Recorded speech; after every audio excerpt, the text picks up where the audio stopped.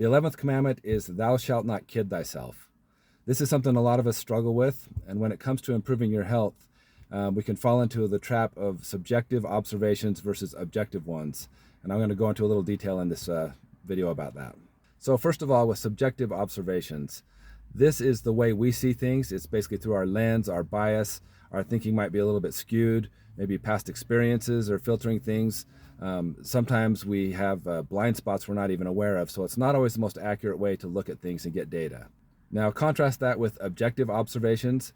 When we're objective, we're going to be a lot more accurate, dealing with facts, data, concrete and accurate measurable information. So that's going to make a big difference when it's subjective versus objective. A lot of times we'll think we're doing everything we can to improve our health, we're giving it our best shot, but is it really? It might feel like it, but a lot of times that's not really the case. Almost everyone I've ever worked with will overestimate their activity level and underestimate their calorie consumption. And it's not that they're trying to be dishonest, it's just that those are subjective observations. It's just human nature to think that way. So an example of this is sometimes I'll eat just a light breakfast, just have a piece of toast or something as I'm heading out, and I'll come back later in the day and just complain and say, all I've had today is a piece of toast. But if I really think about it, it's like, no, I actually did get a drink here, and so brought those treats by the office, and you start making a list, and then eventually you can see, yeah, there's probably 7 or 8 things I had. But again, that's just our perception, the way we view it. Here's another one I've been guilty of. Sometimes over the course of a couple months, I'll realize I've gained 6 or 7 pounds, and I'll think to myself, well, it's probably muscle because I've been working out during this time. Instead of actually knowing for sure, I'll just kind of assume that or make that assumption, thinking optimistically, but that's not always the case. Here's another example. You go out to lunch with some friends, you go to an all-you-can-eat buffet, you eat way more than you should, and then when you come back to work, you say, I'm going to take the 2 flights of stairs instead of the elevator so I can help burn that off.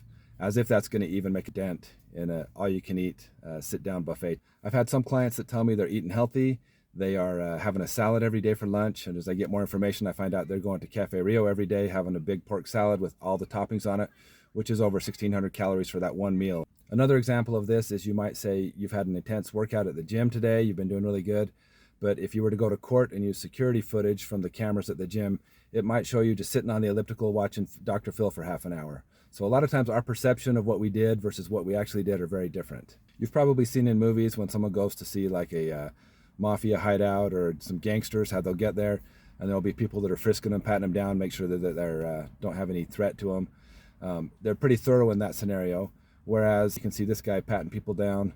No one's getting any contraband in this place with this. So this is kind of like the difference between objective versus subjective. This guy's very subjective. So you can see even in his mind, if he's doing his job, his perception of what he's doing is very different from what's actually happening. So with subjective versus objective, why is this important? When we get older, especially if you're older than 30, you're going to start to experience creeping obesity and muscle loss unless you're being proactive to do something to offset it.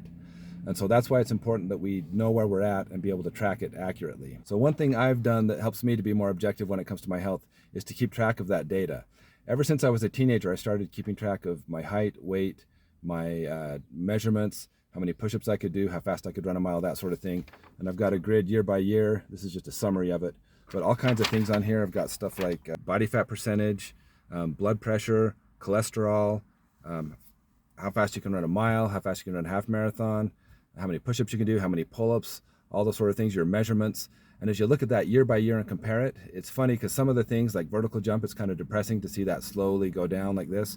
But other areas like running and some of your strength stuff has actually gone up over the years as I focused on it. So this is one way that I can keep from using my subjective observations and la land in the back of my head how things are going, but having some concrete data to track progress. So my goal with this is not to have you beat up on yourself or be hard on yourself about your health, but it's just to be more accurate and more truthful in your efforts to live a healthier life. So I'd encourage you to start keeping track of that information. If you haven't done it before, just once a year, check in, get your body fat test done, do your get a cholesterol check, see where it's at.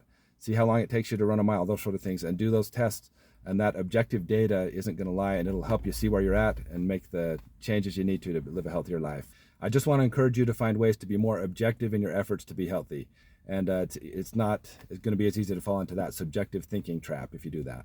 Feel free to check out some of the other videos under the video tab. There's lots of different health and fitness topics.